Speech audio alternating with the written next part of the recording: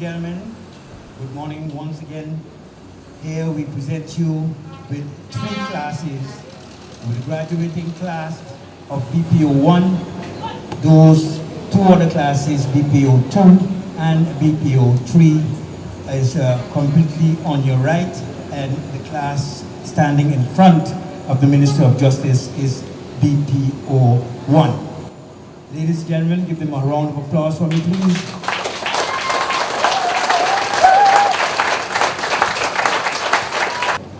I would like to welcome everyone this morning. I would want to establish protocol by recognizing the presence of our Governor, St. Martin, Dr. Eugene Holiday, our Honorable Minister of Justice, Mr. Cornelius Weaver, the Secretary General and of Ministry and members of the Cabinet. We have also all other ministers that are present today. We have our Chair Lady of Parliament, Ms. Sarah Westcott Williams, and other members of Parliament. We have our Chief of Police, Mr. Kyle John, and the management team. We have the Chief Prosecutors, Mrs. M. Moss, and other prosecutors from the Prosecution Service. We have Mr. Antonio Rogers of the VKS, and we are expecting other representatives from other ministries to come and be with us today. Today is a day that is very important to us as we will continue with our strive to get as many police officers as possible in the organization. As you can see, I'm standing here very proud to see that we are well on our way. And with that, like I've already established protocol, I would like to also acknowledge the presence of members of the NRPB, members of the press. I want to welcome all our colleagues, and of course we want to welcome the students of the BPO classes. As I stand before you this morning, I'm very glad and proud of the class of 2016. They are a true testament of commitment, and I would like to call this graduating group the class of perseverance. You must be congratulated for not only passing the course, but for enduring all the challenges along the way, which included Hurricanes Irma and Maria. Congratulations to the families, the friends, and the colleagues who had to endure and encourage you to persevere as well. There is a poem titled If, written in 1985 by Rudyard Kipling, and I only like to quote the first paragraph because I believe it speaks volumes to all of us here. And it begins, if you can keep your head when all about you are losing theirs and blaming it on you, but make allowance for their doubting too. And if you can wait and not be tired by waiting, or being lied about, don't deal in lies, or being hated, don't give way to hating, and yet don't look too good nor talk too wise. I believe this summarizes what it is to be a humble servant and answer your calling of becoming a police officer, to serve your community. They say many are called but few are chosen, and you are amongst the few chosen. As you are already aware, the duties of a police officer mainly focus on protecting people and property. They patrol the areas they are assigned to, respond to calls, enforce laws, make arrests, issue citations, and occasionally testify in the court cases. What you and the general public may not be aware of is the reality that there can be no tourism without our police officers. There can be no recovery without you. And there can be no prosperity without our law enforcement. You provide the safety and security for us who live here and for the millions who visit as well. I would like to encourage you to read. Read as much as possible. Invest in yourself, and don't forget to write as well. Write those traffic tickets and pavés to ensure that our social order is maintained and prevention will be achieved. Life learning will help you to continue to grow in your career.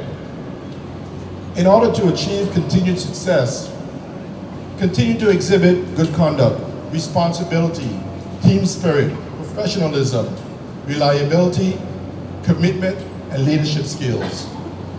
Do not compromise your principles. Do not compromise yourself, your class, your force, or your island. Continue to make St. Martin proud. I must repeat and acknowledge the work that all of you did during the entire Carnival season, as well as those who participated in it. I'm very proud of this force and will continue to invest and facilitate what is due to you. This graduating class today brings us a step closer to filling the gaps at the St. Martin Police Force. With our continued efforts to offer BPO training locally and encouraging our young men and women to join the police force as well as other law enforcement agencies, we will get nearer to our goal of having a full force. I would like to express my gratitude to the VKS and CAPIEN for assisting us during the class of 2016's schooling, and we look forward for the continued support for the coming year as the following classes get ready for their upcoming graduation. Bridging the gap is equally as important as building a bridge, and we need everyone to achieve this. I'd like to also congratulate Chief Carl John on his perseverance as well. His job is not an easy one, but I think he takes it in stride. And he's still when others are making a lot of noise, but he has a strategy behind that. Let us, in closing, say that this accomplishment be a stepping stone for your future endeavors, whether it's the stripes, button, or stars. St. Martin needs you, and you are on the right bridge. With that said, I'd like to congratulate the class of perseverance, the class of 2016. Congratulations.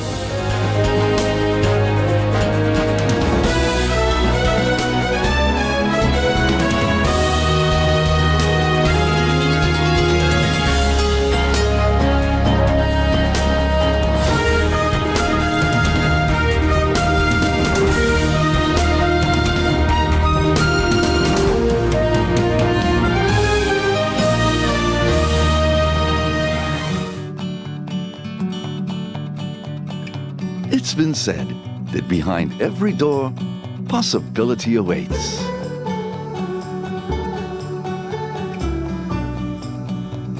How much possibility depends on which door you open first. Every day, we help our customers discover the possibilities in their lives. It all starts with a conversation. Scotiabank. Discover what's possible. GEBE has been faithfully serving the communities of St. Martin, powering your home and our economy. Come rain or shine, our qualified team of professionals are working hard 24 hours a day to provide you and your family with safe, reliable electricity and water. We use the latest technologies and test our products daily to maintain the highest international standards. Our friendly staff is always there to assist you, whether in person, over the phone, or online. We are committed to constantly improving our products and services, making them more efficient, effective, and environmentally friendly to serve you better today and our next generation of clients tomorrow. GEBE, powering a brighter future. Our friend Megawati is here with tips to save you energy. 1. Turn your airco temperature up. 2. Use a ceiling fan instead. 3. Buy energy-saving products. Save some green with NVGEBE.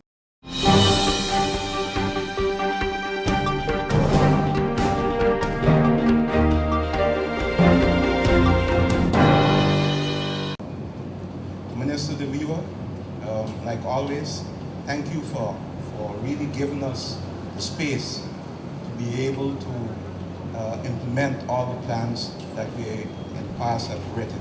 Thank you for that.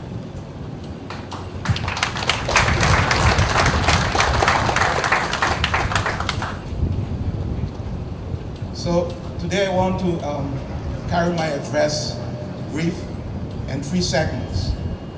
And the first segment is I want to look at my management team, and please stand for a brief moment so everyone sees who you are.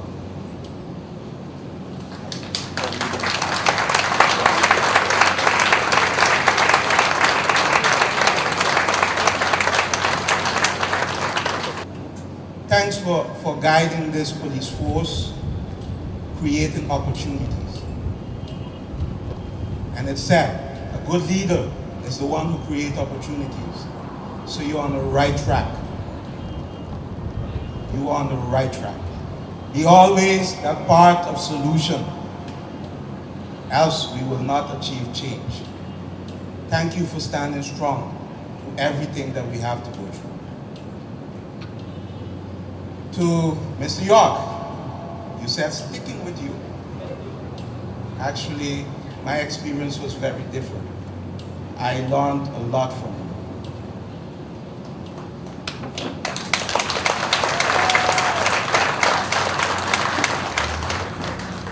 I said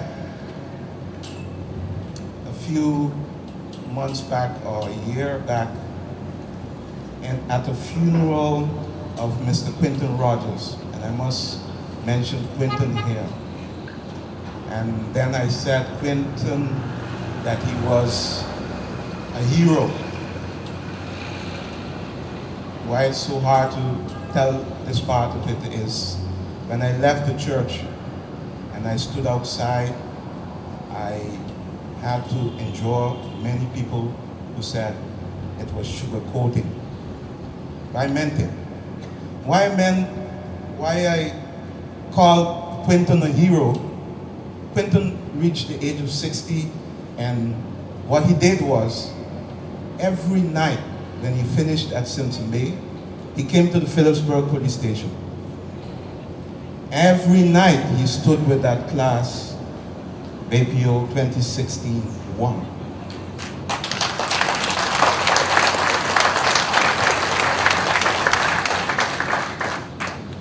And George York, today, you know you're always my hero, but today I want to call you that legend. And when I looked up the definition of a legend, it says someone very known in a specific field. And 44 years, if no one knows you, and going to all those islands and giving service if no one knows you. My legend, I will not stick with you. I hope you stick with me.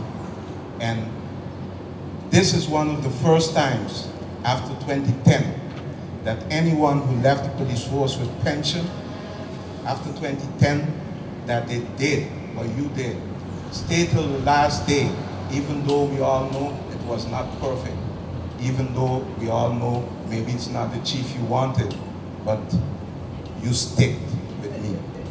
And thank you.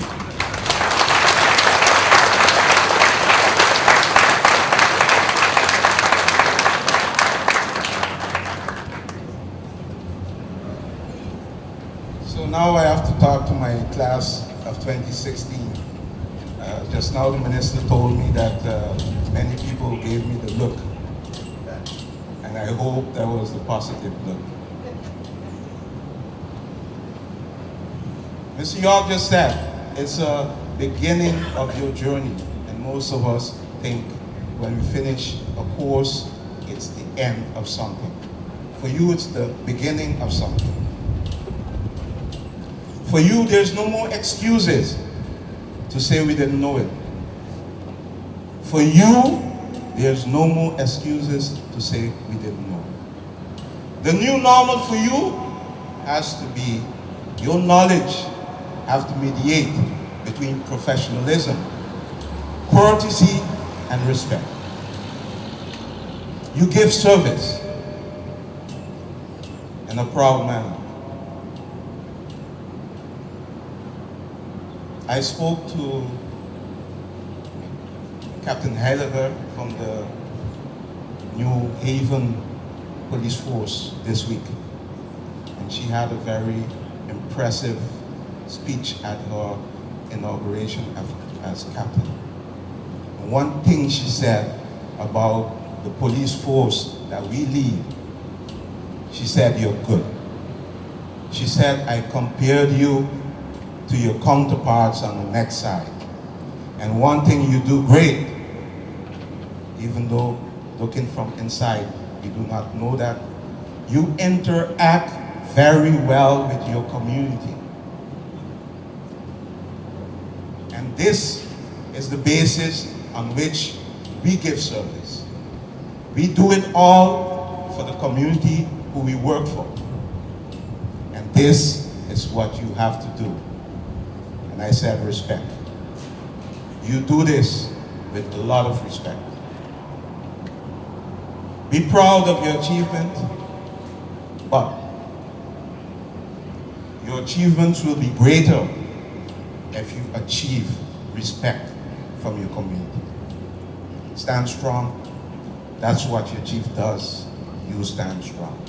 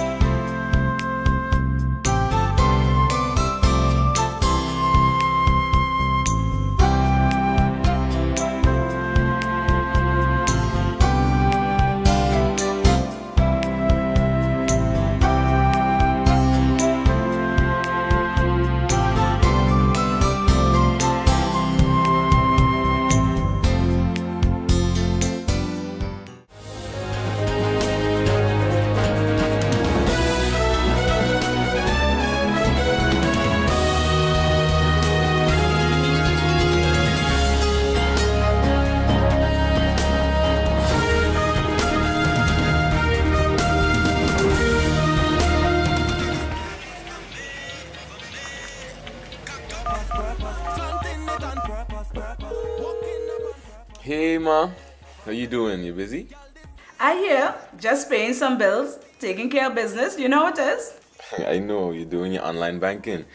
I don't have to stand in those long lines to pay bills. I can transfer when I want. I can check my account wherever. It's like the bank open 24/7. I even here checking the statement right now as we're talking. How's Miami? Well, that's why I'm calling. I'm finishing up a few songs now, but I'm afraid that studio time might be more than I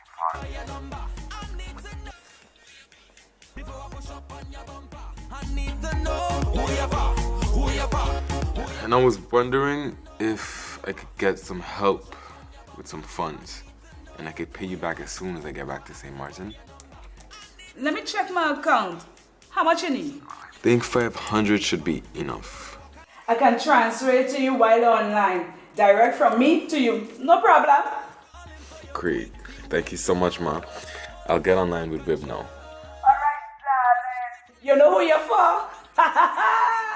I need to know who you're for. Contact Wib today for your complete personal online banking experience. Available for all mobile devices. The Wynwood Islands Bank, now your online banking partner in progress. Who you're for.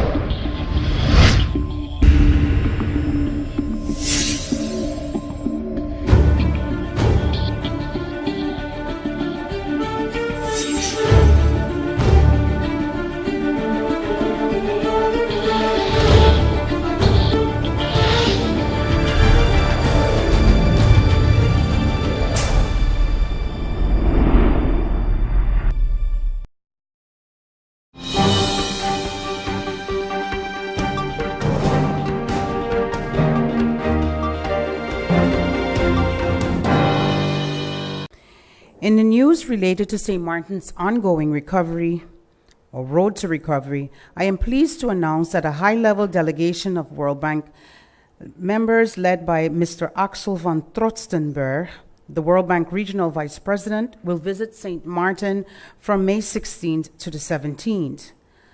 Accompanying him in the delegation will be Ms. Tassine Sayed, the Director of Caribbean, Latin America, and the Caribbean region, Mr. Federico Bacelli, Senior Operations Officer, and Ms. Michelle, Program Manager, will be accompanying the Vice President. This will be Mr. Van Trostenberg's first official visit to St. Martin after taking charge as Vice President for the Latin America and the Caribbean region. During his visit, Mr. Trostenberg will be discussing priority areas of support under the St. Martin's Trust Fund and implementation progress of the ongoing projects. He will also undertake several project site visits. At the end of his second day visit, a press conference will be hosted at the Office of the National Recovery Program Bureau, consisting of my person, representatives of the World Bank delegation, members of the steering committee, director of the National Recovery Program Bureau, local NGOs, and partners.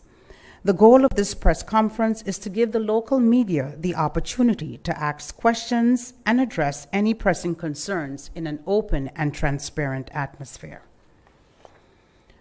My second announcement this morning, we're just a few days away from the start of the hurricane season 2019, and I take this opportunity to remind you that it only takes one. So we must do all that we can to be prepared as we face another hurricane season. As the Minister of General Affairs, I am tasked with the responsibility of managing any disaster when the Emergency Operations Center, or EOC, has been activated. Just this week, the members of the EOC met to discuss the current law as it relates to the disaster management and the roles of each person or entity as outlined in the structure of the EOC. I want to publicly thank His Excellency Governor Eugene Holiday, all stakeholders, presenters, and especially the members of the 10 ESF groups that make up the EOC for their positive participation in the workshop on the disaster law, and I look forward to the follow-up sessions as we continue our hurricane preparations.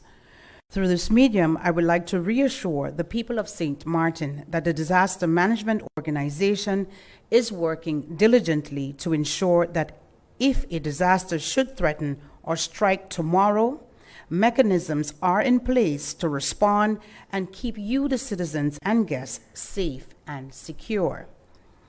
For persons interested in researching the law, please search under the name National Ordinance Rampenbestrijding St. Martin.